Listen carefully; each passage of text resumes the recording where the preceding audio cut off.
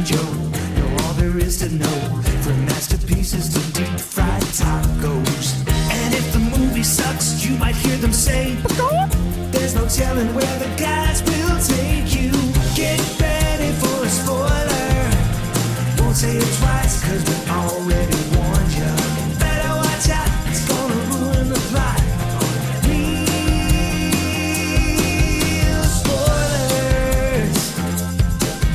Real spoilers.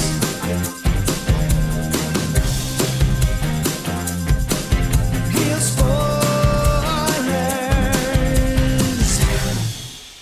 Broadcasting from the lush but not lavish studios located in the basement of the O'Keefe Institute for Advanced Film Snarkitude, this is Real Spoilers, episode 701, Space Roomba.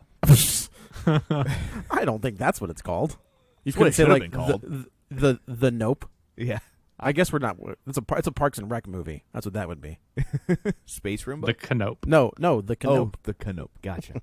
So, yeah, Nope is the name. Like, we can turn that into an Abbott and Costello routine if you want. Yeah, real easy. We're better than that. So 701. So last week, a true milestone. Yeah, And what better way to celebrate a milestone than without Joe? twice. Not only did I, it's so weird. Like, if you go back and listen to this show, like, early on, I feel like I've missed a bunch of Marvel stuff. I was definitely out of town for Guardians of the Galaxy. Yeah. I was not here for Thor, which was a discussion that you guys killed, but I'm really kind of peeved that I wasn't here for that because I got thoughts. But yeah, it's just funny that I keep missing, like, Marvel. I swear to God, if I'm out of town when Halloween comes out, I'm going to be pissed. I'm going to quit the show. We should that should be your next Patreon series, is all the Marvel movies you've missed. That I missed. So I guess let's go around the table and everyone can introduce themselves. This is Joe. This is Kevin. And this is Tom. And joining us, well, I would say via the magic of ZoomTube, but everybody's on the magic of ZoomTube this week. Sorry. It's Jason from Binge Movies. Hey, Jason, how's it going? I'm glad I can be here for the episode that doesn't matter. I wasn't here for 700, but I'm here for 701. And I think the most appropriate title for this film, if it hadn't already been taken, would be Don't Look Up. Oh, that's pretty Yeah. good. That would Good looking work. out. Yeah. But, to be fair, every episode is important. So. I was going to say the other. There's none of these episodes. Oh. Well, that too. I guess it just depends on how you look at it. Doesn't matter if it has a special number or not. None of them are important. That's kind of a lie, though. 700 is a really, really big deal. So congratulations on 701. This is probably the episode where you jumped the shark, but... Oh, Jason, we jumped that a long time ago, brother. Well, But honestly, it's a big deal. So congratulations, guys. You have to be good before you can jump the shark. Yeah, right. Yeah. So we're changing the name of the show to the 700 Club. I actually have I have a blue shirt that says that on the back. I don't know why it's there on the back of a blue shirt, but it is. They probably did some sort of group sales event. They probably did, That's yeah. my guess. So before we dig in, shameless plugs, don't forget we're available on Apple Podcasts, Spotify, Google Podcasts, iHeart, TuneIn. Wherever you find a podcast, you can find us. While you're there, be sure and follow us so you never miss an episode. And maybe leave us a review if you would be so kind. You can. Did you read this review from July 13th? We did. We Okay, declared it not only the best review in the history of the show, we declared it the best review in the history of reviews. It's pretty great. I hadn't seen it till just now. Yeah. That's you pretty just fantastic. read it this second? I just brought it up. That's pretty. I know that you had sent something to the group, Kevin, but I didn't realize that was the review. Yeah. So the fact that this is the review is pretty ridiculous. What do you think? And What do you think about that? I mean, it's so random. It's so random. And it does sound like my mom. Like, it sounds like that she would pull some kind of thing like this. My son has a podcast. That's exactly the way I hear it in my head. You know? I just can't. It's so funny to think of.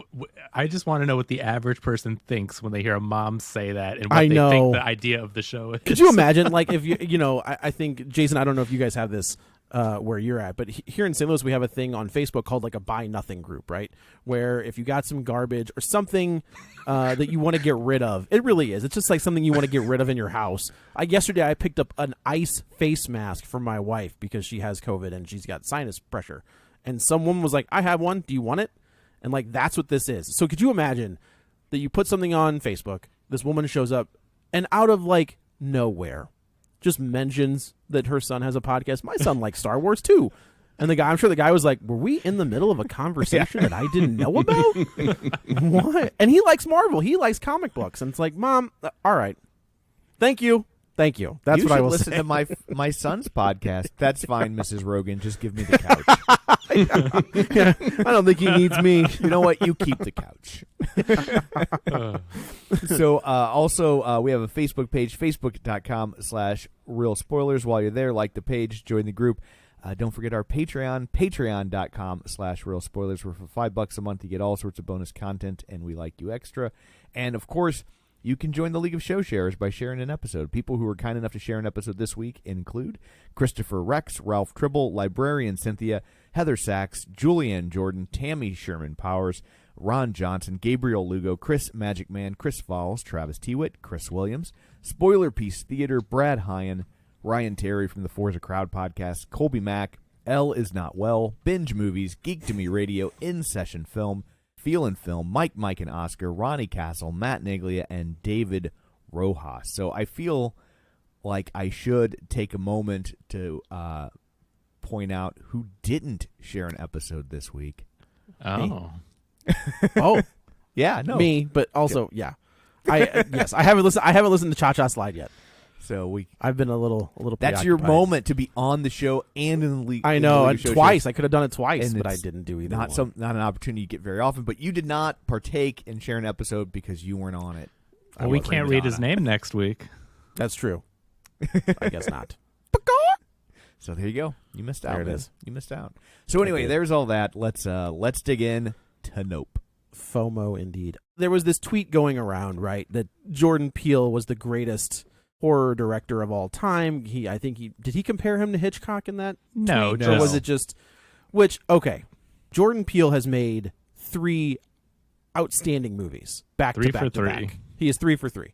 I mean, Carpenter is like 6 for 6, but that's neither here. But I will say if he stays on this path, he's got it. Whatever that thing is that makes someone an effective horror director, he's got it. Now, does he want to keep going this horror? And I wouldn't even really consider this a horror movie. This is one of those horror adjacent movies. It's like a right? sci-fi thriller. There are some good jump scares. There's some good creepy stuff. I think the scene, we'll get there, but the scene in the barn I think is pretty fantastic. There's some great horror imagery throughout the film. But this feels like a Spielberg movie to me with a Jordan Peele twist, if that makes sense. The whole opening of this movie, if you listen to the opening, the way this thing opens, not the "Hey Gordy" thing, but when we get to the ranch, audibly it is beat for beat Back to the Future. It is machines turning on. It's the radio kicking on, or the TV, I think, in this one, talking about with a news report. Like, so I thought, and I was like, man, is he going to do like a weird twist on Back to the Future? And then they reference time travel, and I was like, this son of a bitch, he's going to do it. Like, this is crazy. But if you overplay the first Back to the Future, when we first meet Marty, when he goes into Doc's garage or whatever, audibly it's the same audio cues that play almost simultaneously back to back to back. And I was like, this man is just doing it. Like, Did you which bring is just your crazy. iPod to the theater? No, How but did you- I've watched Back to the Future 1 billion times. Like, I know what that sounds like. Okay, I was just wondering how you knew the audio lined up. I was like, this movie just came out. How did you even figure No, that but out? if you think about, like, when Marty walks into Doc's garage, right? You hear the door open, And then it pans across all the different clocks and all Correct. and And it's all the clocks that basically tell and the movie. machine and the Yeah. machines are turning on, and you get a news report of the, good Lord, The plutonium. Plutonium. Oh, plutonium, yeah. Plutonium being stolen. And you've then, got the news report here of the missing hitchhiker or the missing hikers. yeah, and then he kicks his his skateboard, and then it hits Yeah, the and it hits the plutonium.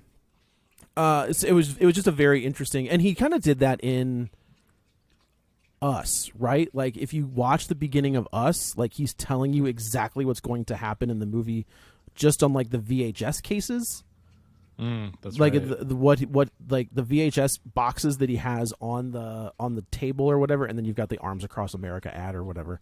hands. This is another one that I think is pretty stellar. Interstellar, you might say. This sounds like a conspiracy theory, Joe. What you just laid out sounds like some crackpot kind of nonsense. Except for, I would say that, you know, you're dead wrong, except for when Keke Palmer screams out, "The Libyans!" And then, you know. And they're driving a VW conversion. Yeah, when the VW bus and the rocket launcher shows up, and it was like, oh, okay, all right. Yeah. Now it makes sense. When this horse hits 88 miles per hour, you're going to see. And I got to tell you, he might getting sucked up by that alien. It's possible he goes 88 miles an hour. Yeah, so this one, it's like we just said, it starts out with we're introduced to David Keith and Daniel Kaluuya. We find out that they're not the only, but they're like the most famous or infamous. They're like storied multiple generations of horse wranglers for movies. Yeah, which I mean, they kind of do that in the trailer where they tell you that the first stunt man to ride a horse on a moving motion picture was a black man, and he was these guys' great grandfather. It's the first motion picture ever. Yes, right. And that's kind of their claim to fame, and that's why they keep getting work, is because they have kind of this lineage of old Hollywood. I don't think we should skip over the cold open, though, because that's pretty important to the through line. I guess of the that's story. true. This is the part where maybe you guys can help me out here. I didn't really understand this part. Yeah, just the whole Gordy storyline. Well, I think with there's with parallels. the shoe. I think.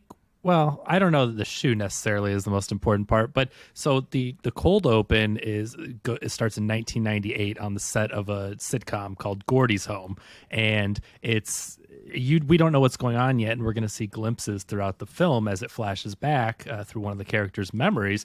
But basically, they're on a set that there's no people around, and it pans around, and you see bodies on the floor, and you see a chimpanzee with blood all over him, and so it paints this horrific picture, and we don't know exactly what happens until later on in the film.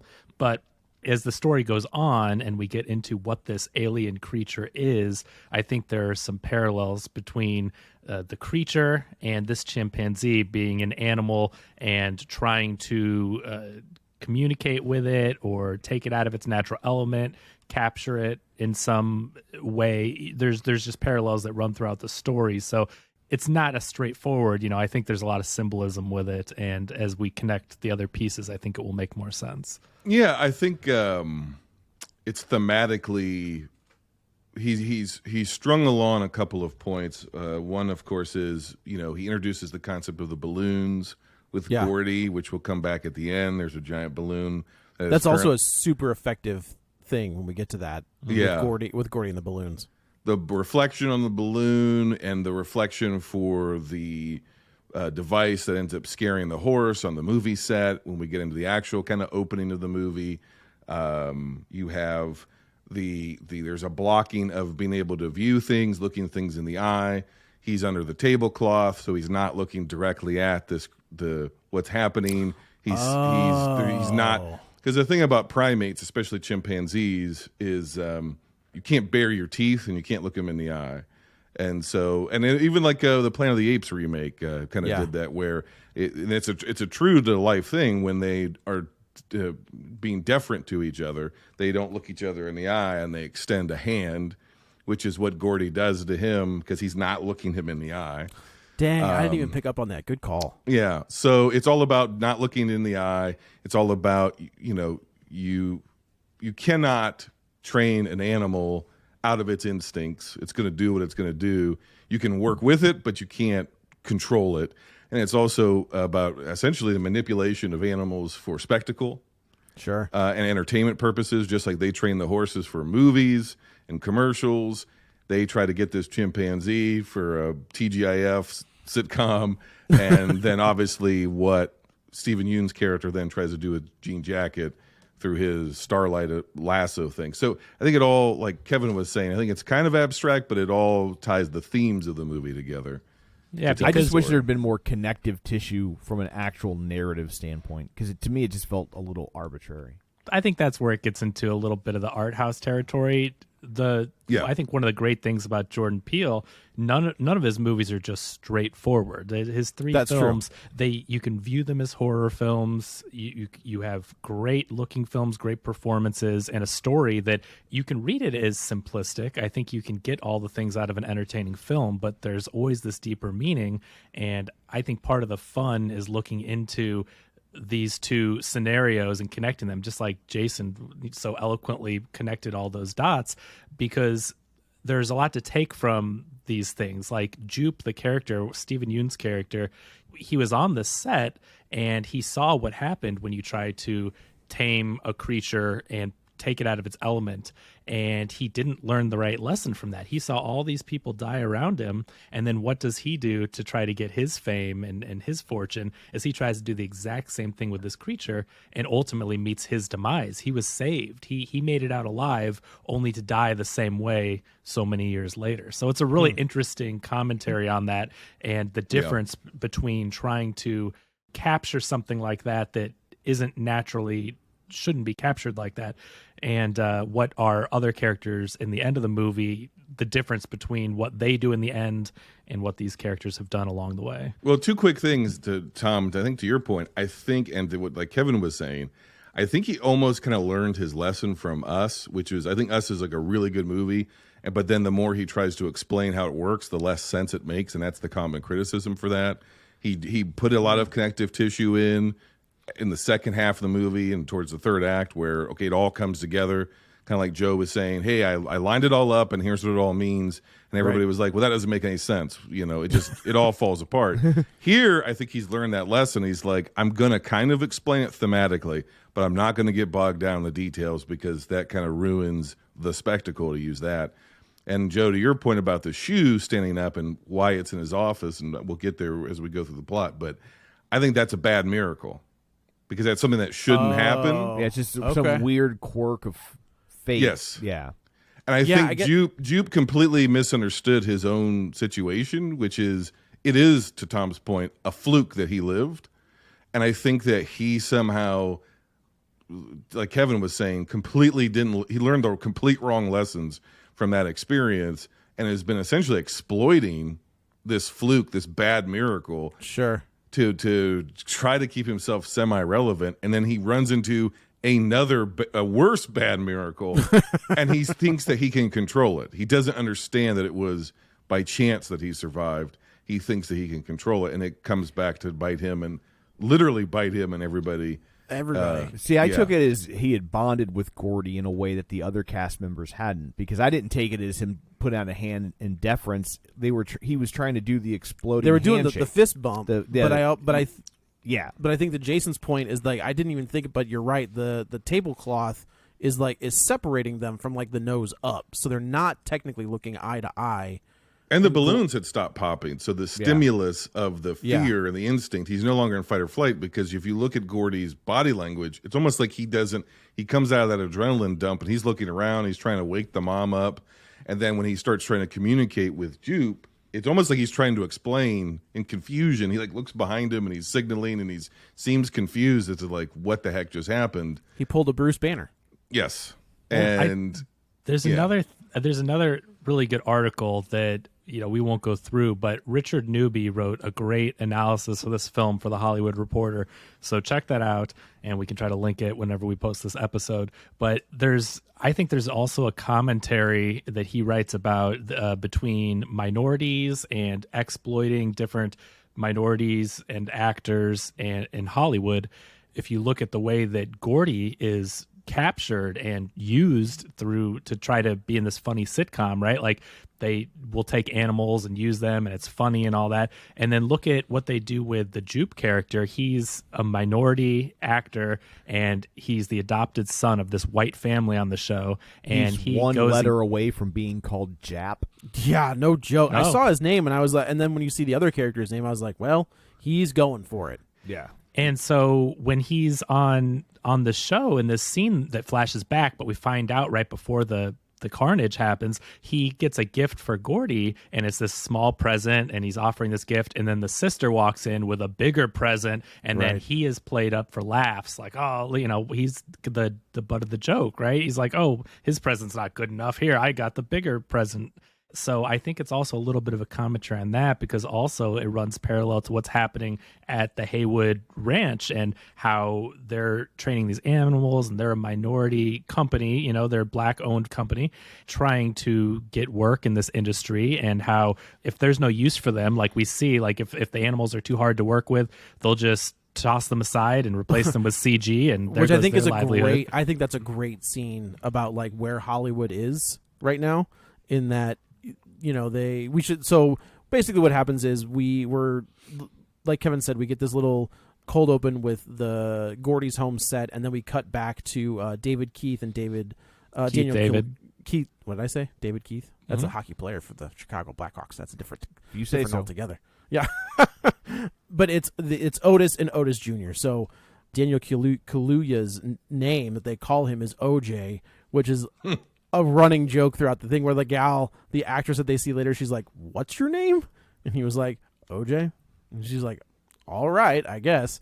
They're trying to train this horse named Lucky, and all of a sudden, all of the it gets real still. All of the power shuts, like phones are going off, but like there's no like power anywhere. And then all of a sudden, these things start falling out of the sky, and Keith David gets hit, but you don't really. I think it's a great scene where you hear it happen, and I think Jordan Peele has done this before, where like something has happened off camera, but you're not sure what has happened, and then we kind of see Otis riding Lucky off, and then Otis falls off, of course, and OJ runs over and he's checking on him. He's got blood everywhere, and we find out that somehow a nickel has. It didn't go all the way through, right? Because he was it was back in his eye cavity. Right, but it didn't go. He didn't pull a Magneto and like go through the back of his. No, skull. it was. No, Stuck they show in the his head. X-ray. It's in his head. Yeah. Right.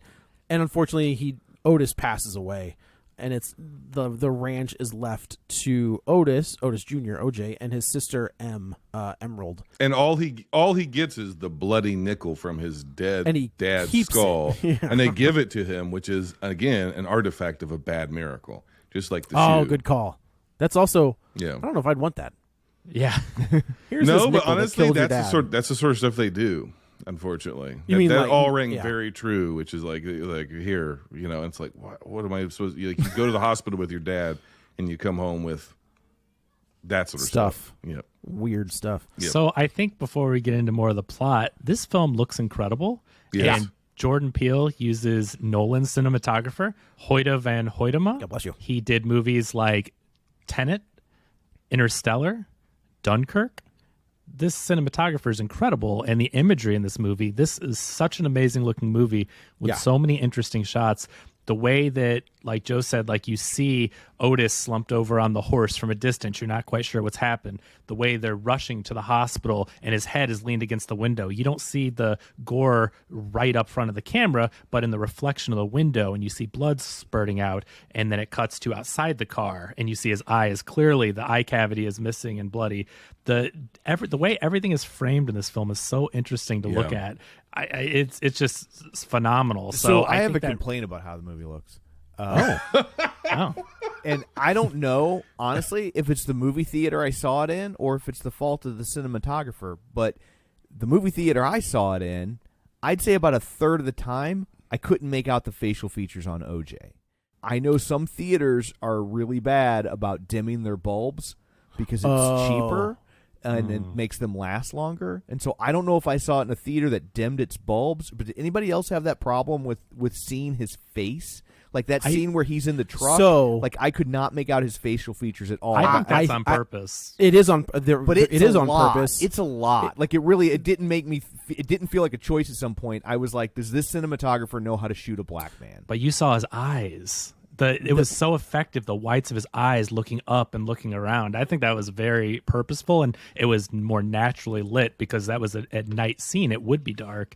And so I don't think you're supposed to see his facial features except for his eyes, and I appreciated that choice, but that's just a preference. So it is a choice because Jordan Peele did the same thing in Us, the scene when Lupita Nyong'o's character, when she's a little girl and she goes into the House of Mirrors, it's the exact same scene where it's insanely dark and all you can see is her eyes, and her eyes do all of the acting for you, and like the horror that she is seeing. Because I think that's right before, it's when she sees, spoilers for us, when she sees her doppelganger, not, I guess, clone, whatever they were, whatever you want to call them.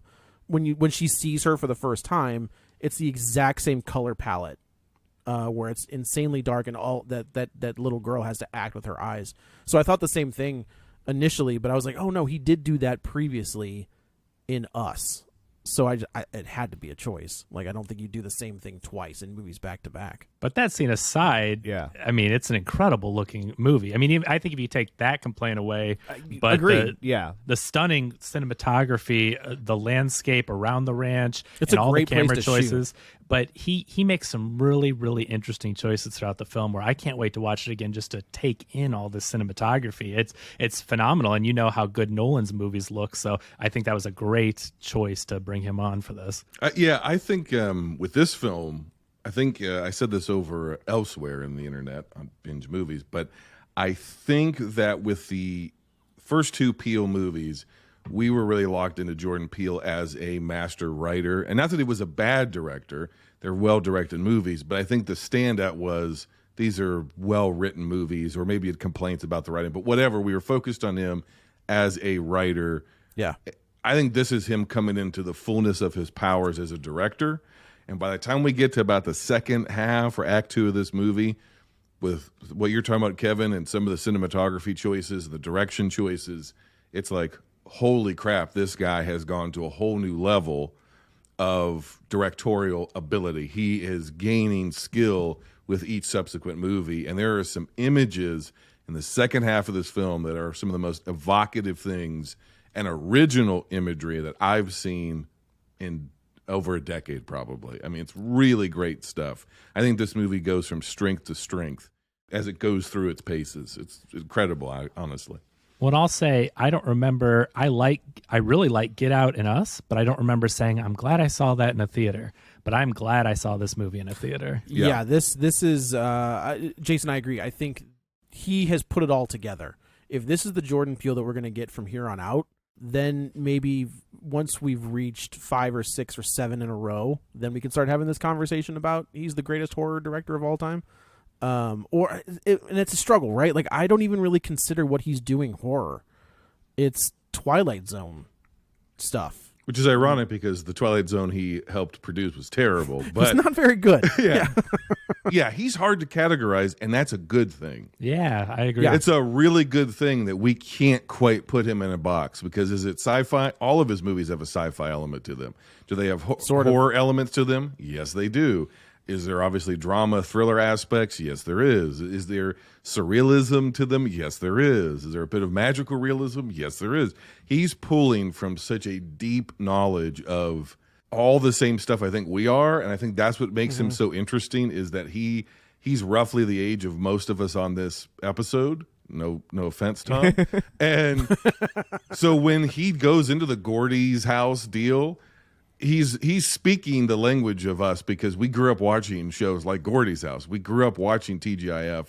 You know, it's exactly what he did on Key and Peele, with so much that was funny, but also very dark and weird. And he's taking like just these obscure things that make us who we are, and he's absorbed that same content and he's putting it into his movies and doing completely original things, telling completely original stories from a marginalized, minority perspective that's also crossover, applicable to all people in all places. I mean, greatest of all time. I mean, that's like, how do you say that? You right? But he's doing something very compelling, very original, and very interesting. And even if you don't like the totality of his films, you can't deny his gifts. And it's just, I think now that the more I think about it, I think he's closer to Spielberg than Carpenter.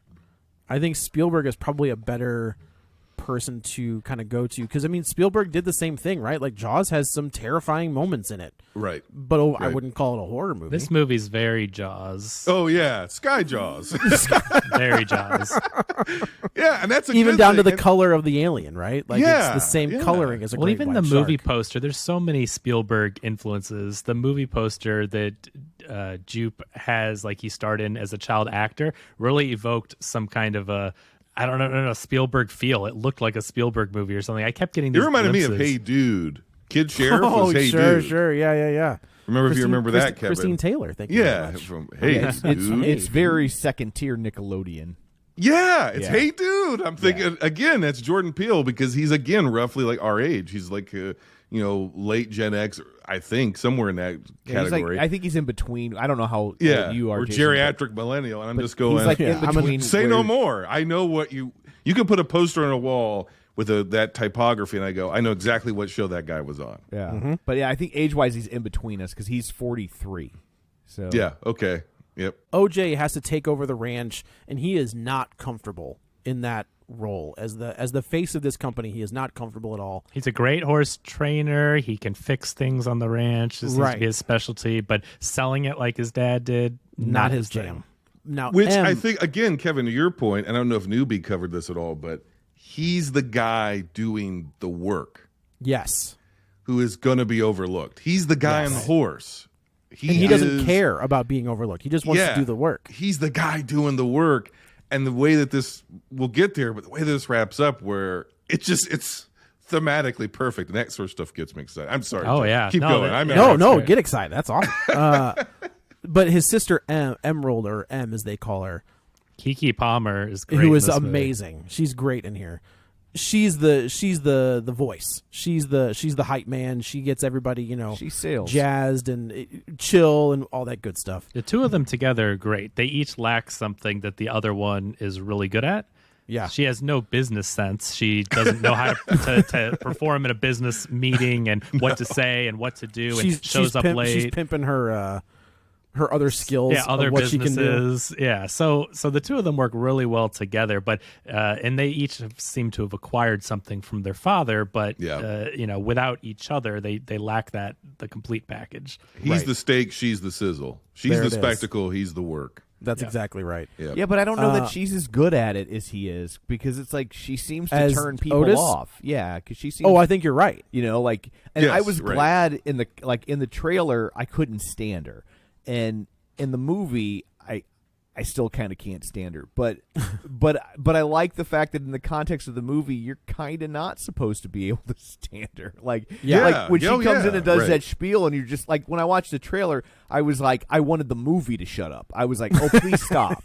But in the context of the film, I realized like, oh, we're supposed to. It's cringe inducing. Like she's like it's like, please stop talking. Like you've already got the job, just do it. It's funny that she feels like, okay, this is a weird thing. They've rebooted Superman, right? Like in the comic books now, it's his son. His son is Superman in the comics, and he's a millennial. Like he probably like Gen Z. So his outlook on the world is completely different than his dad's. And people are like, oh, social justice and blah blah blah. It's like, well, if you read it in context, that character would feel the way that he feels, right? Like that's what. And I don't mean to disparage any generational people, but that's kind of where that is we can do better, or we can do more, or you didn't do enough, things like that. Or where she feels like it's the TikTok generation, where it's, I got to get me first, I got to get my stuff in, I'm going to do all this flash and sizzle. And that's kind of where she is. And he is kind of like us on this podcast, where you're just like, can you just shut up? Like, I don't need to hear all the jazz and all the sizzle and all the, getting your, I can do motorcycles, which I think is a good callback when we get to that point. They set up things very They nicely set in it this up, movie. yeah. which is pretty great. And so I agree, Tom. Like I was at points, I was like, shut up. But I think we're supposed to, maybe people our age are supposed to feel that way. To a point, but I think she's I found her really likable. I did get that feeling of like she keeps going and going and going, but there was a charm to her in her performance that I really liked, and She it gets definitely more likable the deeper you get into the film. Yeah, Yeah. she grew on me throughout the film, but I also think those Hollywood people liked her. I don't think they were annoyed by her, and I think that was to set up the difference between the two characters because they were all clapping and cheering, and for OJ, they were just like, "Speak up, we can't hear you," and it was crickets. I felt like she the comes claps on. were kind of tepid. That they were like, okay, like it was like I didn't read it that way. I don't but know. Maybe.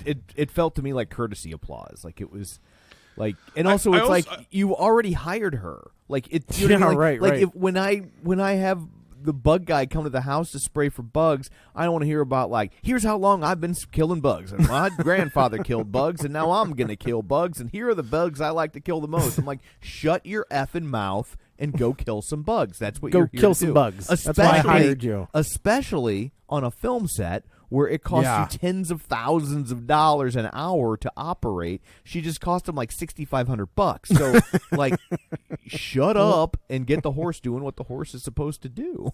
Well, to be fair, she was doing a safety meeting, and also she was trying to sell all the other directors and producers in the room on their business to get them more work. So I think it was a combination. Well, also her character exists almost as a contrast, not even a contrast. It's a parallel to Jupe, Big time. because when you think about it, she's the one that's like, we got to capture the spectacle, we got to get the impossible shot. And then when you get into Michael Wincott, which welcome back Michael Wincott, when you get to his Let's character, not welcome him back too much. He did take away the career of somebody who could have been a massive. Nah, I'm kidding. That- didn't take that- away that's on the anybody's stunt career. people. That's I mean, on the he did- stunt people. That's not on did- him. No, He I did, know. yeah. I mean, No, I'm. That's on the armor. I the don't movie, think, not but, on but Michael he didn't Wincott. work. He did not work after. I think he did one movie post The Crow, and then that was it. No, he's done several movies recently. Recently, Well, But regardless, I think he's great in this, Joe. yes. And when he answers the phone, Tom, and he's like, "Horse girl, like this is a dream you can't wake up from. The idea of I'm going to capture the impossible. I'm going to harness the spectacle, and I'm going to be on the top of the mountain. It's an illusion. It's a complete falsity. And with where this movie ends up, which seems like a happy ending, and I don't actually think that it is. And again, we'll get there. I don't think it's a happy ending, really. She's Jupe. She is that person just trying to capture the spectacle and this and that, whatever. So I think that we're not supposed to necessarily hate her, but I think she is intentionally a flawed character. And I think that ties into where the movie's going, because at the end, just at the beginning with her whole spiel, she's the one that takes the photo. She's not the one who did the work. And she's going to be remembered while her brother is in the dust on the horse. He's the guy on the horse that gets forgotten. The guy on the horse. But he's been there the whole time doing the work with his dad, doing the grunt work, fixing the stuff, being at his dad's beck and call. It's a prodigal son story. He's the good son that stayed. She's the prodigal that left, which also ties into some of the biblical allegory that's in here with the creature and the Bible verse at the beginning, which we didn't cover on, and the idea of spectacle, and then the idea of vileness, being covered in vileness, which actually literally happens to their house. Does, yeah, sure. From this creature that fairly closely matches some biblical descriptions of angels. Is that right? In its full form, yes. Oh, right. in its full form. Sure. Yeah, and their full form. I don't know. so yeah, that's why I think this movie's so great, because, like Kevin said, there's so many layers to it. It's incredible. There's Which a lot is what to he dissect. does, right? Like that's. Yes. I've said before about Get Out. Like I can't remember the last time you can watch it. If you've never seen it, it plays two different. It's two different movies once you've seen it, right? Like when the first time you've seen it, you watch it, you get to the end, you're like, dang, that was incredible. You watch it a second time, and you're like, this is a completely different movie, but it's still just as good. So he is kind of he is becoming very good at layering that stuff in, and then because I don't think us might play a little bit different once you know the ending. This one won't play any. It's going to be the same movie, right? There's nothing there's no reveal at the end of this movie. We're just like blows your mind and changes everything about the movie. But he is layering things in for you when you get to the end. And you know, I remember sitting there when you get to the end. I was like, why aren't you grabbing it? Like, can you? There's all this press that all of a sudden starts showing up. I was like, you're gonna lose that real quick because they're not gonna wait for the. They're not gonna stand on the other side of that caution tape and wait for you to stand up and like grab that picture now. It was making me nervous too. But the distance between the two of them. Yes. She's in the center of the arena almost. Right. And she's right in front of the cameras and she's got the evidence. And he is literally a black man on a horse in the dust being left behind. Out yonder. There's Out a sign above yonder. that says out yonder. Yeah. He's going to be forgotten, even throughout the narrative of this film, he's essentially our protagonist until she gets on that motorcycle. Yeah. And then they do the thing, and then the story switches to her being our protagonist.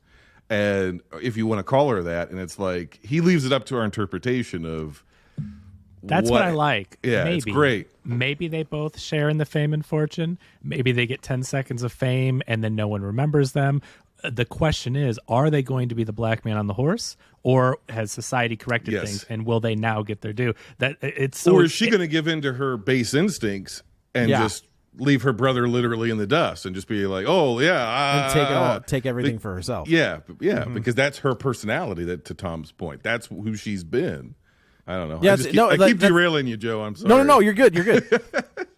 So yeah, we come back and the horse didn't do what the horse was supposed to do, so they opt out and use CG, which I think is a great call. You know, I've said since we started this podcast, as I am not a huge fan of CG. It looks terrible, but that's all Hollywood will do at this point. And when they have a real especially horse, with animals, although they don't tend to do it with horses, but you know, like I think the chimp in this film is CG, right? oh, I was going to absolutely. say, but I thought it looked great. There were a couple movements when that I didn't think were all that good, but for the CGI itself, I thought was good. It was really more the performance that made me realize it was CG. When he takes his hat off and throws it down, that was just very much human. You know what I mean? And so like that was when I was like, oh, this is a CG chimp, isn't it? But you have to recognize that you're just not going to get real animals for reasons like they're trying to say in this movie. Sure.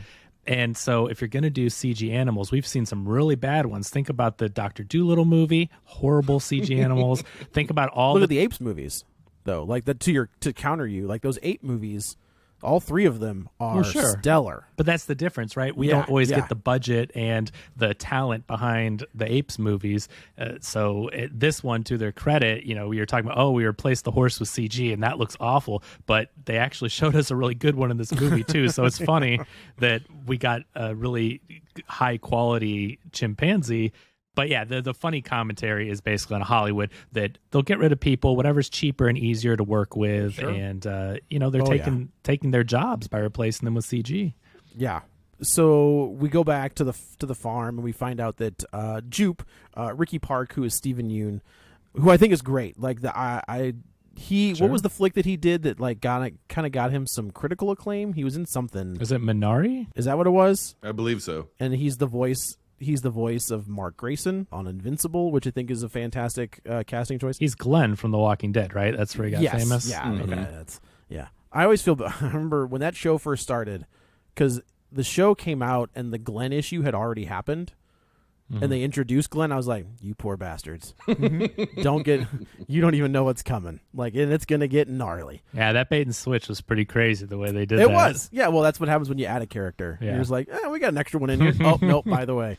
So he has started to build like this amusement park in the middle of this valley, and we find out that he was the star of this show, and he has kind of turned that into this second coming, where he's building. Is it called Jupiter's Claim? Is that what it's called? Jupiter's Claim is this attraction. Yeah, and we find out that he and his family, about 6 months prior to this, saw this thing in the sky, and they have decided to, like Jason said, try to capture it, and they're going to make money off of it because people have wanted to see aliens since pictures were formed, right? Like that's always been the thing. When you have morons trying to storm Area 51, aliens are a thing. There will always be a thing because they're the unknown. And Jupe has the ability to make them known. And I think there's a really interesting comparison here where the Haywood people, they want to capture proof aliens exist. That's all they want to do. They just want to get a picture. They want to get famous for, hey, we're the first ones to get a clear shot of an alien life form. Jupe wants to exploit the alien and have them work 7 days a week and perform shows on demand. So I think there's a large difference between what they're trying to do. Yes. By taking the Haywood's resources, literally their horses, strange, because they're in dire straits, right, financially, and then feeding them the horses. That's when he's like, "Well, I want to buy back some of these horses." He's like, "Yeah, we'll talk about that because them horses are gone." He's been feeding them to this creature for 6 months. You can buy back horse parts if you want. Maybe. But they're losing money from not working on the movie, so he's got to sell the horses, and we don't know what they're being used for until later. But yes, they are alien bait.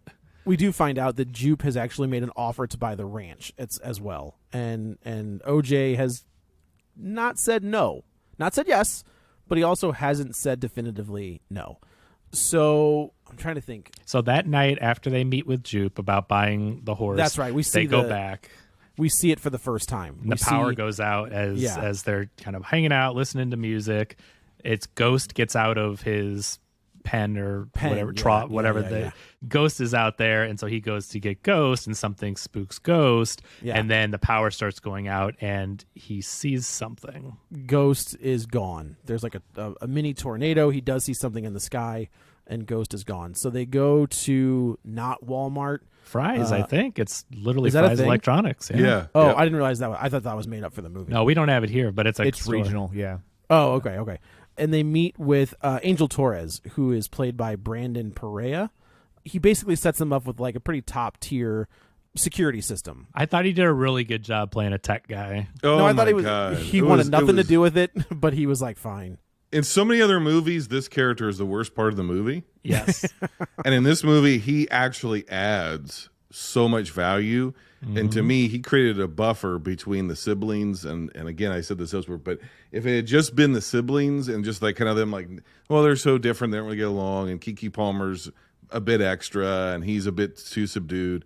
I think it would be more grating. But when you throw him into the mix and he slowly becomes part of this ensemble, I think it just takes the movie to another level of entertainment value.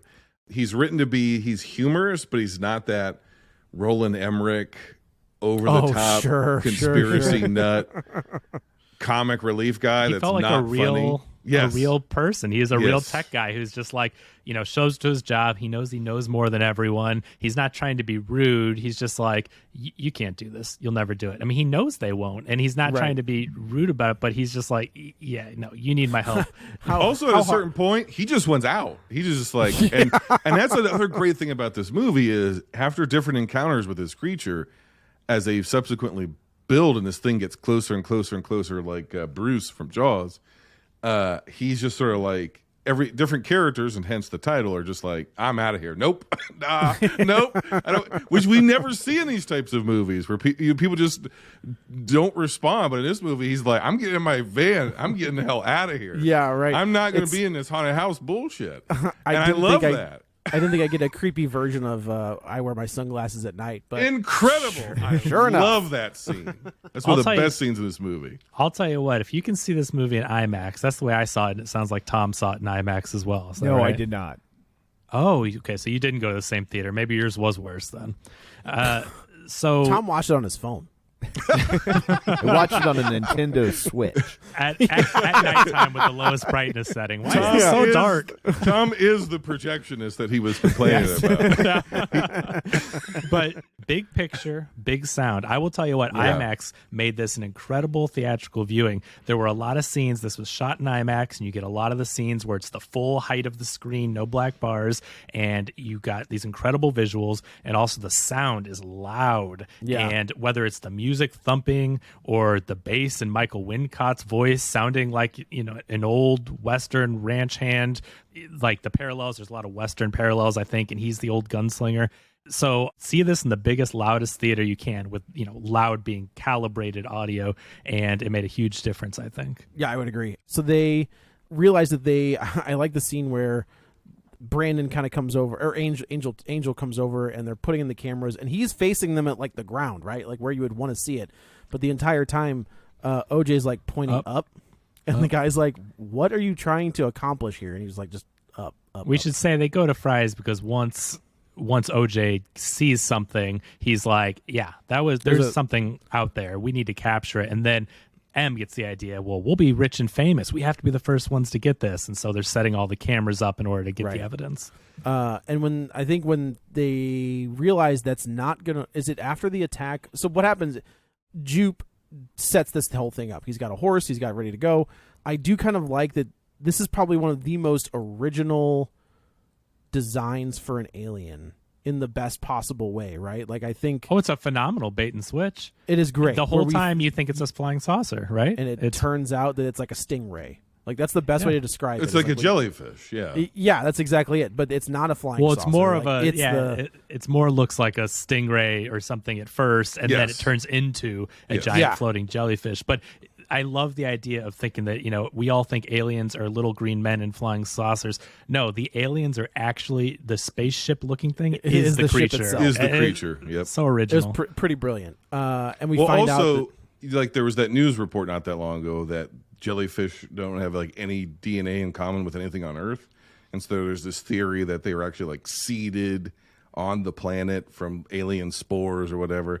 And because I saw Prometheus, I know how this works. No, but I think that's part of the inspiration behind it is that what if the aliens are already here, right? And so and also you get to the angel element, it fits the description of, like, I don't want to say wheels within wheels, but like, when we get to Wincott's character, the garb that he's dressed in, they're in the desert, he gets caught up in a whirlwind like Elijah. They're talking about miracles. So I think he's like he's has this juxtaposition in that creature's design between something that seems organic and otherworldly, angelic or demonic or something, and at the same time something that could be like a cryptozoid or something natural. Oh, sure. That's what makes the design pop, because it seems like something organic, but it's also completely bizarre when we see it, and the way even when it's in that UFO form, it's just very strange looking. Yeah, it's great. It is great.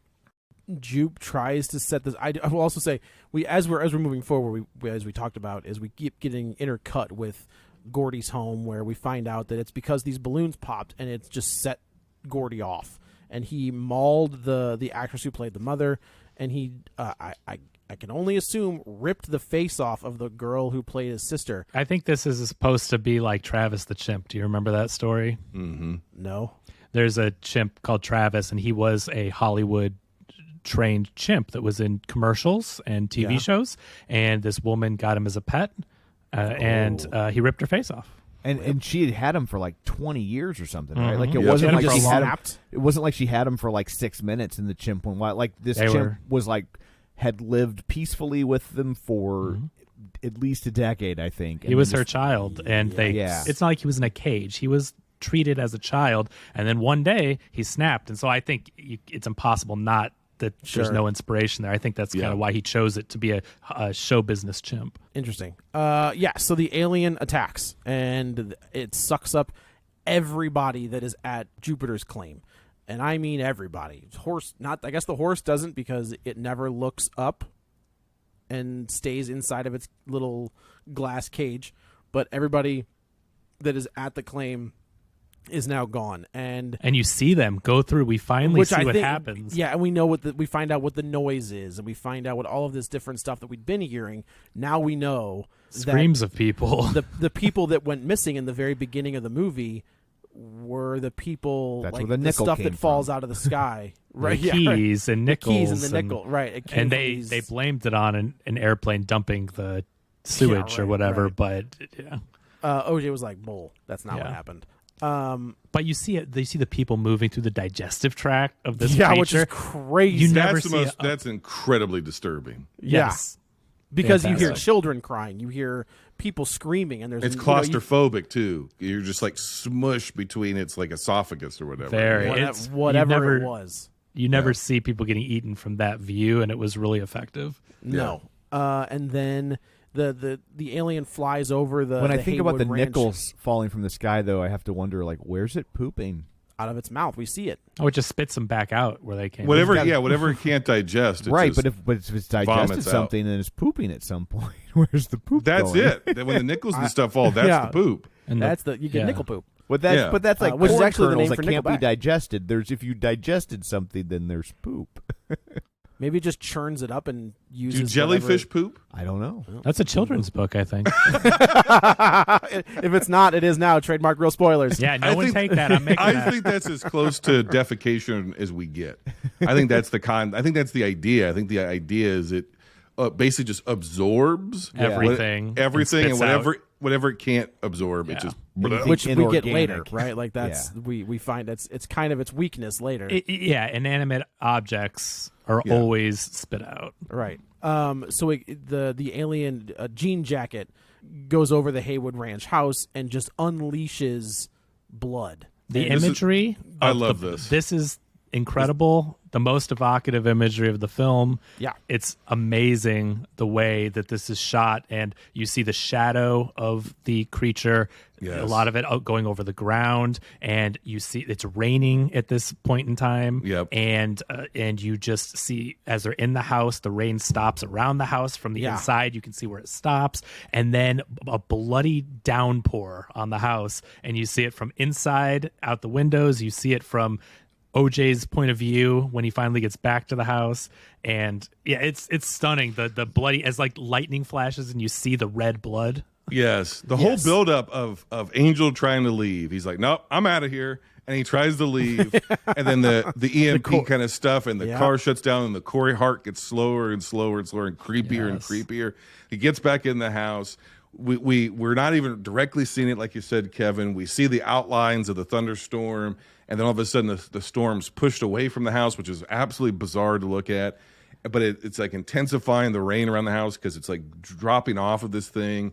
And then the blood and the bones and the metal and the all this stuff that starts falling in the house, and then the Daniel Kaluuya confrontation, and then when it spits the horse that they stole from Jupe, Which I the think is statue, great. That's a great scene. out at him. You That know, was a and great scare when it comes through the windshield. holy yes. Yeah. I think the entire theater jumped. That And was then great. it gets real quiet, but then you can tell it's not raining around the vehicle.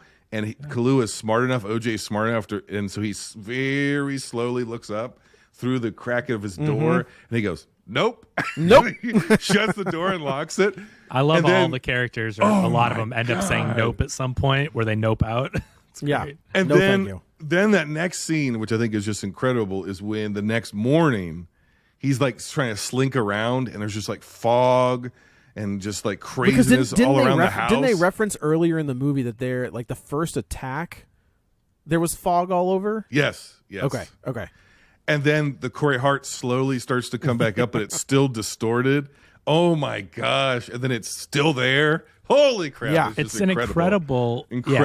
The use of music, because when the Sunglasses at Night song is playing and it's loud and it's thumping and the monster's around, and it does go slower and goes in and out, but whenever it plays loud, I'm thinking in the audience, I'm thinking, turn that off. It's too loud. Turn it off. Yeah, They're going to find you. right. It was so effective because in my head, I wanted to say, oh, it's too loud. Turn it off. But it was doing exactly what it wanted you to Yes. feel. Turn it off. And it never goes off. Turn it off. And it never goes off until it's too late, because that means the monster's there. The monsters. Yes. Yeah, once, and when they're in the house and you hear the screams Yes. of all the people, Yes. and then Getting, Angel's like, under the table. squished He's like, what is that? What the hell is that? Yeah, and freaking out. she points up. She goes, it's us. Oh my god, it's so disturbing. So and then good. you hear a crunch, and everything Right. goes quiet. Oh my gosh. Yeah, it is. It is probably the most inventive alien I've seen. I think Dan O'Bannon and everybody on Aliens, definitely H.R. Geiger, all those guys created an alien. I think of like definitive alien speed. I think of the guys from Signs. Like, it's such a simple design for the aliens from Signs, but this one I think is up there. Is just like the most inventive way to do an alien. Well, those are without- all like humanoid adjacent, Right. This Right. thing is not human-like whatsoever, right? It could pass as a UFO, it could pass as a jellyfish, it could pass as an angel or spiritual anything. being or whatever. Yeah, It's a shapeshifter. yeah, it's incredible. Yeah. So they finally call, I believe the character's, was it Antlers? That couldn't have been his name. Yeah, Antlers Holst. Oh, is his name. Yeah. All right. I was like, Wikipedia lied. That bastards. Did you know Anthony Perkins' son is in this movie?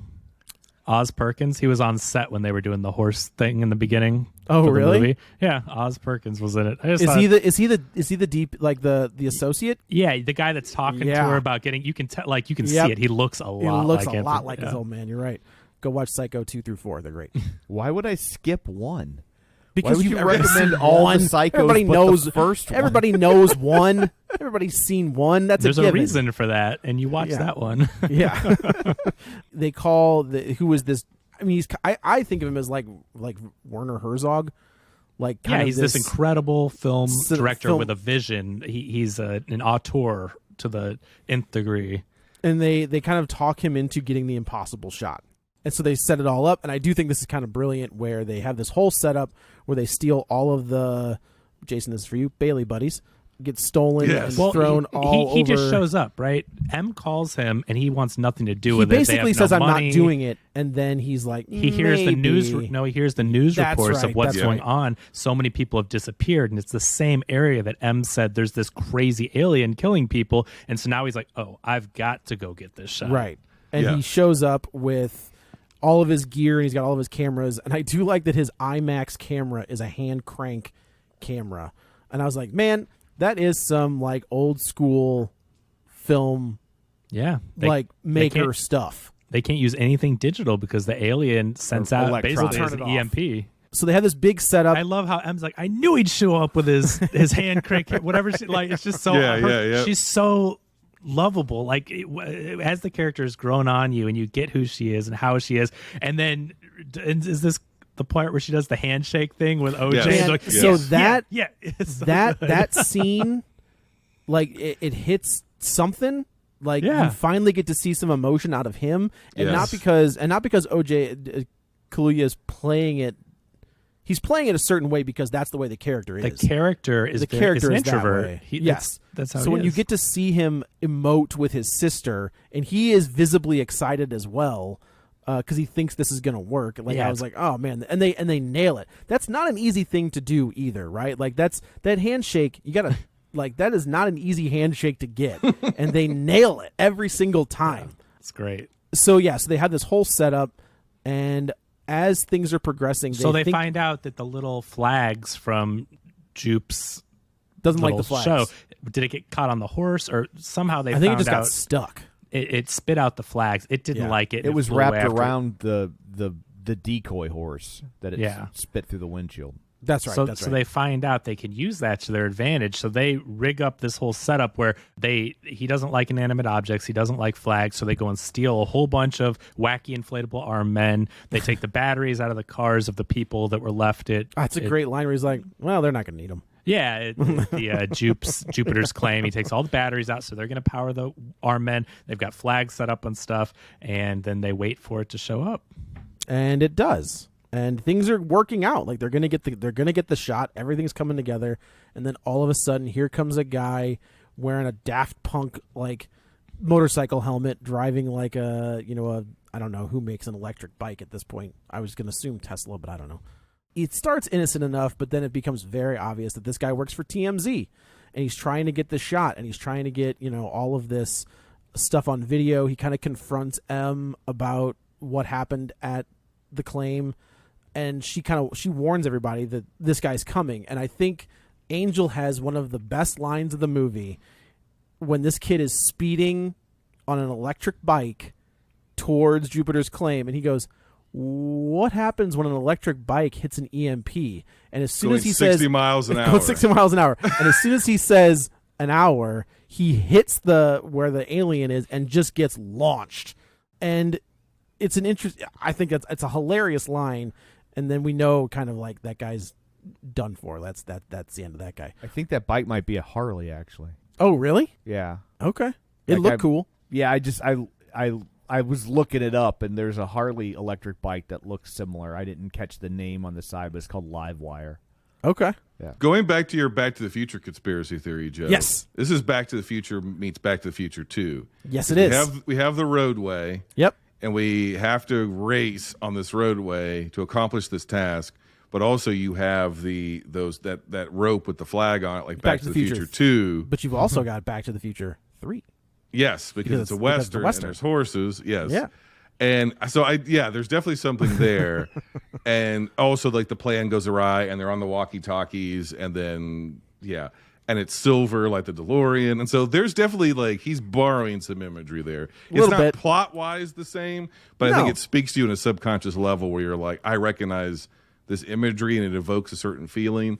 Yeah. And I think this part of the third act that we're talking about also heavily reminded me, not heavily, it lightly reminded me of the feel, not the plot, whatever, of Tremors. Yeah, I can see that. I was thinking Tremors a lot watching this movie. And honestly, I love the third act for me, this movie does not stick the landing. Interesting. Overall, I like this movie, but the third act, I was like, that's it? We just chase an alien and we like, blow I don't it know. up with the balloon? Oh, I thought the third act was incredibly cinematic.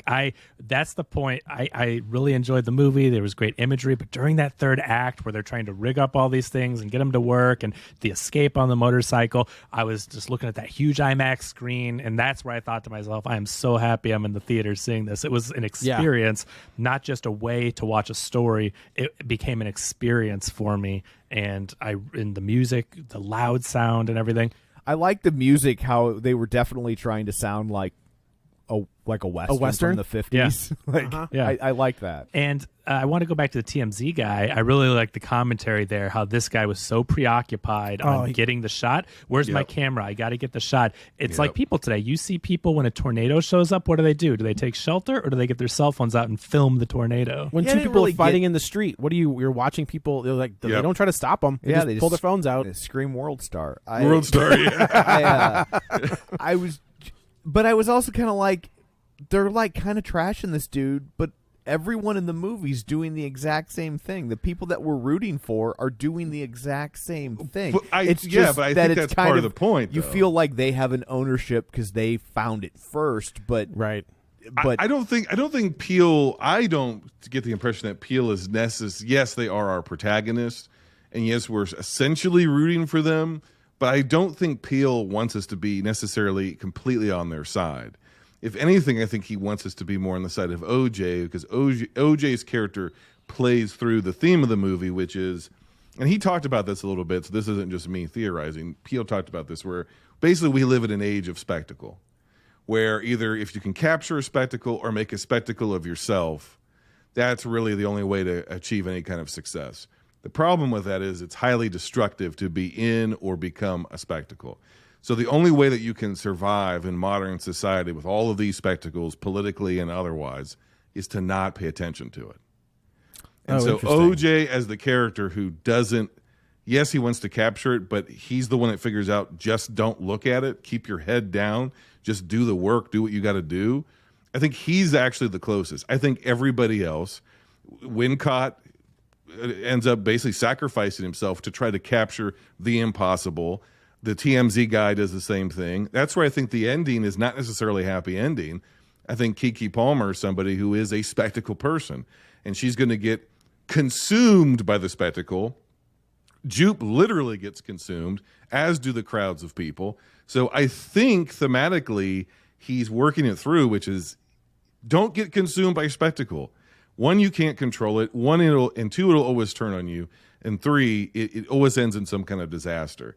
And so I don't think that this is, despite some of the levity that's in it, I think that's his commentary on the world that we live in today and the destructive nature of all of this stuff. Sure, and the exploitation of animals, yes. of people. That's the Hollywood system. It's the whole thing is feels like very inside Hollywood commentary from Peele's perspective, and especially with minorities, right? So you have the main characters are black. You have Jupe, who's Asian.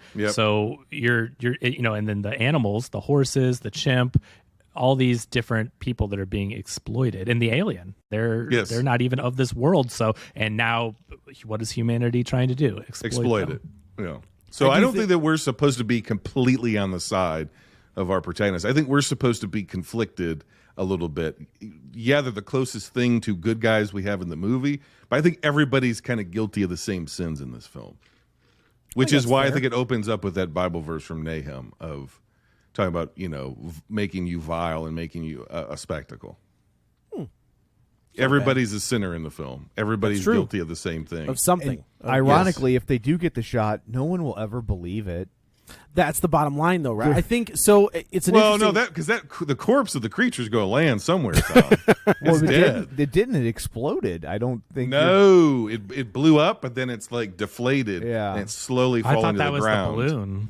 Oh no, that was the thing. It's the creature. That was the creature. Okay, the balloon explodes inside of it. Then you see it's like corpse. It's like slowly like all deflated and like wispy and floating down. I will also say it also kind of makes their picture irrelevant though. If you got the corpse, right? Yeah, like if they had, she got it in action though. That's true. That's true. But if they had achieved their plan of just getting a picture, no one would have believed. Everybody would have just been like, "Well, it's Photoshop. It's Photoshop. It's trick photography. It's like you've also got they got the film reel. They got it beyond. Oh. And it can't digest metal, so Wincott's hand crank camera. That's what I thought too, right? Like they get that footage as well. I thought that's what he was doing. He's like, I'm going to sacrifice myself to get the perfect shot. Yeah.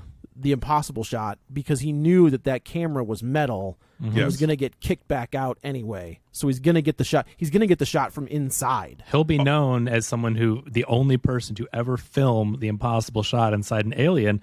And so we're to believe that those film canisters rolled down the hill. His camera will get spit out somewhere. So there's lots of different proof. And if they were to capture it without him dying, he still is. You have this director who is one of the most famous. I think he's a cinematographer. I don't think he's a director. Oh, okay. But he's known for film and real life capturing, not CG or anything. So I do think there's a level of notoriety where with him being involved but you're right. I mean, there's always going to be questions. I was just happy that at the end when M does get the shot that the press were there, so they did see something was happening. It's not like she's just coming with photos like, hey, this is an alien. Like there were witnesses around knowing something was going on. Also, what's Wincott's final line when he says it's going to be okay, Angel, but he goes, but nobody deserves to see the impossible. Yeah, that's a great line. And that's just, again, the point is miracles, bad miracles, of the otherworldly, that is in and of itself a spectacle.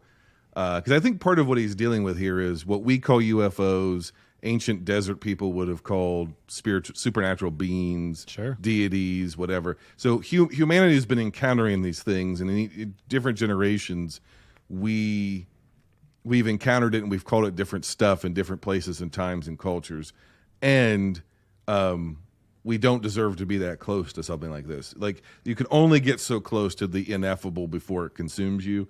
And I think that's his whole point, is like flying too close to the sun. Yeah, flying, exactly. And he's like, nobody deserves to see the impossible.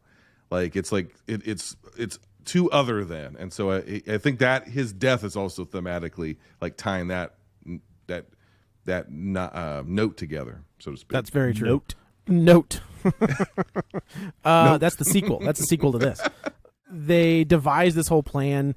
It turns out that it goes sour. It goes bad, and M has to get back to Jupiter's claim, and she realizes that this thing doesn't like non-organic material. So she cuts the balloon of jupe. Basically, it's a jupe balloon, and it sends it into the air. And at this point, we've seen the full of what I guess we can say is the full body of this alien, where it is very much kind of like a sailboat. Like, it's got this weird like square mouth box thing. It's very interesting, very cool. I think that's supposed to emulate a camera, because everyone's trying to capture the alien with their cameras, and this creature has been watching everybody else. I think Jupe even calls them the Watchers. Yeah. And so as they're photographing it has this mouth that's going to eat them. And I've but it seen looks the like Watchers, by the way. They don't look like that. Mm-hmm. If Marvel has the viewers is what he calls it. The viewers. Yeah. Marvel has the Watchers. I don't think they could have gotten. Yeah, you're right. That almost looks like an optical lens or a camera retina. Yeah, like focusing. And, it keeps racking. It keeps racking and focusing on them. Yes, so and original, unlike anything we've ever seen. The consumption of the camera consumes people. Movies, Hollywood consumes people and spits them out. Yep. As four guys on a podcast, we're talking about movies. There's this makeshift well that looks like the well from Holes. If that, like the cover of Holes is kind of like this, but if you look down in it, and it's a infamous poster in this world where they take a picture. So there's all of these. There's all this change laying all over the place. So since M has cut this balloon and it's rising up, she knows that the alien is going to go for the balloon. So she's just pumping quarters into this makeshift photo booth, and it's just picture, and it's nothing, and it's nothing, and it's nothing. And finally, the last one she gets, it's the alien eating the balloon, and we see a full picture of the alien. We see it, from the ground up. And then it eats the balloon, and of course, like we talked about, the balloon explodes inside the alien, and we assume kills it. And it was very clever how they set up the camera in the beginning, because remember, this shuts down all electronics, right? So they have to capture it, and the only way they have is with the film, the actual like a digital, not a digital camera, but like a it's like a Polaroid. It is essentially what it's doing. Yeah. But so they set that up in the beginning. This script is so smart. This is written and directed by Jordan Peele. His screenplays, like Jason said, are always phenomenal. And this one, I think, is especially smart because they set up everything in the beginning. They don't leave you scratch your head. Well, but how would that work with? But I mean, he sets it all up, and it all works the way he plays by his own rules. Yeah, and he doesn't break them for the most part. He does not. And without winking at the camera, I never looked at any of that stuff and was like, "Oh, that's Chekhov's camera." It felt very organic the way he introduced these elements, whether it be the horses or the cameras, and they all came back into play and worked really well. Especially when the whole movie's about trying to capture an image, and like you see this wishing well camera, and you don't even. I didn't think of it either. I was like, oh, they're recreating the poster. Yeah, that's why it's there. That makes sense. And she uses it. Yeah. It's a phenomenal screenplay in that regard. The way where things are all set up and the way they pay off organically. Yeah. So then the picture pops out and we don't see it right away, and of course it finally develops and we see that we have gotten the shot. We should also say that we assume at this point that OJ is dead. That he rode off. They went separate ways. I think you're left to assume that to a point. Is that OJ went one way and M went the other way, and we just don't know what happened from that point. So in the background, again, Jordan Peele, when he's setting up shots, is really good about doing things in the background. So you start to see all of these reporters start to gather at the front of Jupiter's Claim. M is laying next to and this is what we talked about. I was like, can you grab that picture, please? Because some reporter is going to bust through that caution tape and you are effed. You know what? M would kick their ass. I feel if she could get there in time, I was like, can you just roll over there and grab that, please? I think she'll get him. But as a viewer, I was thinking the same thing. Oh my God, just grab the evidence right now. Yeah. But even if they took it, she would still legally own the copyright. That's true. There you go. Since she took the photo. Whoever takes the photo owns the copyright. Okay. So she kind of looks up and we see what we could interpret as OJ sitting there. He had survived, and we see him surrounded by dust. We don't really get a clear shot of him, but he's wearing like a bright orange. I do love that it's a Scorpion King. That crew was a hilarious sweatshirt payoff to the Scorpion King story that he's wearing it like a set. What is it, like a set gift or whatever? I thought it was like a crew hoodie, like a crew shirt or whatever. It's great. And that's kind of how this ends. The one scene we didn't talk about that I just want to talk about briefly, which I think is the scariest scene of the movie, is the lights keep going on and off in the barn in one point of this movie. And OJ walks in the barn and he's just like, you can't see anything. And it's so brilliantly lit and brilliantly shot, is that it's a shot from OJ's point of view and you're just looking out to the barn. And this thing out in the distance in the barn just starts to move a little bit. And it doesn't catch your eye right away. But then I can't tell if he brightened the camera up a little bit or if it's just this thing that kept moving. But then you see like a traditional alien head, and he goes, nope, and he starts to back out, and then there's another one, and he stops in front of a stall for one of the horses, and this alien is there, very Michael Myers-esque from Halloween 1 at the very end of the movie, where he materializes from the dark, and it turns out that they are Jupe's kids, because they stole this horse. But leading up to that point, it was a horrifying, perfect dose of scary tension building scene that I thought was fantastic. The more we're talking about this, the more I think if you take Spielberg, you take a little bit of John Carpenter and a little bit of Stephen King and throw it all into a blender, you get Jordan Peele. And I don't want to pigeonhole him into being like copying these auteurs, but like Jason said, he grew up the same time that we grew up and grew up watching the same things that we did. So the influences from Spielberg, from Carpenter, from King are all apparent, right? Like we talk about his character building, and that's a Stephen King thing. Stephen King is an amazing character builder.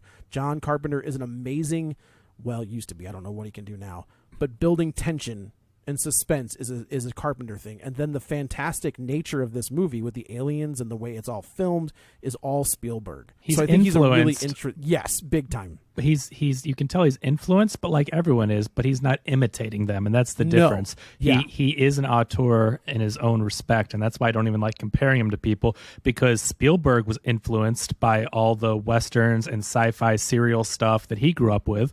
Lucas was the same way. So Zemeckis was the same way too. it's how you're influenced and what you do with your originality and your creativity. So it is a big difference between growing up with influences and Yes. then copying and being like a J.J. cheap Abrams. imitation. Yeah, just like JJ. But yeah, I think this is an amazing film. I agree with Kevin. You need to see it on a big screen. It is worth your time to go to the theater and see this. Do not go to the Tom O'Keefe Advanced Institute of Film Snarkitude and watch this movie. 'Cause Don't it'll look watch it like on a doo-doo. Oh, don't watch it on a Nintendo Switch. No, Yeah, never. right. Yeah, don't don't do even that. watch Nintendo games on a Nintendo Switch. That's fine. That's true. I'm super interested. You know, this guy, like I said, he's 3 for 3. I'm interested to see where he goes from here. You know, maybe he does do the Spielberg thing and kind of doesn't do a horror sci-fi flick. Maybe Let's he just does pray he something- doesn't get into World War II stuff for the next 30 years of his career and make nothing but movies for dads. Well, he's got a blank check at this point. He's earned big it. time. Big So time. hopefully he uses it to make some great stuff. But there's nothing at this point to doubt him, whatever his next project is. By great stuff, you mean Marvel movies, right? He's going to get his Marvel paycheck. He's going I mean, it's gonna happen. Avengers, the Kang Eventually. Dynasty. You think? Someone's got to well, direct him. Yeah, the Russos have dropped the ball on anything else. They're like, hey, can we come back now? Have you seen Cherry? Yeah. Have you seen the Gray Man? We can come back, right? Oh, they did the Gray Man? Yeah. Oh, God. Okay. Yeah. Well, yeah. Well, anyway, I guess that's it for this one. Let's go around the virtual table and everyone can say where to find them. This is Joe. You can follow me on the Twitter at JoeyButts, BUTTS21. This is Kevin. Follow me on Twitter at KevinRBrackett. And Jason, where can they find you and all your stuff? Find us on Twitter at Binge Movies. You can find us on Podbean at bingemovies.podbean.com or any podcast platform. We're on pretty much any of them. We also have a wonderful growing Patreon with extra shows and content that's going to be continuously expanding. And from this point forward into 2023, exclusive shows only for patron members, patreon.com/binge movies. If you come in at the lowest level, I will mail you a membership card to the video store here in sunny tropical Akron, Ohio. We also have the Binge Movies Challenge going on right now. If you watch all 102 films we're going to be covering this year in our canonized ranking episodes, you will get a personalized VHS tape straight from the shelves of Binge Movies. So join the fun. We've got a lot of stuff going on, and we could always use the support because computers like to explode, as these men can tell you. Yes, they do. So that's why we stopped feeding it balloons. That's right. We only feed our computer horses. So, and you can find me on Twitter at Roger Kubert or on Facebook at facebook.com/Tom O'Keefe. You can find the show online, facebook.com/Real Spoilers. And of course, don't forget our Patreon account, patreon.com/Real Spoilers. So that's it for this one. Thanks for tuning in. And until next time, Dr. Marvin makes a sonic weapon. Get ready for a spoiler. Won't say it twice, 'cause we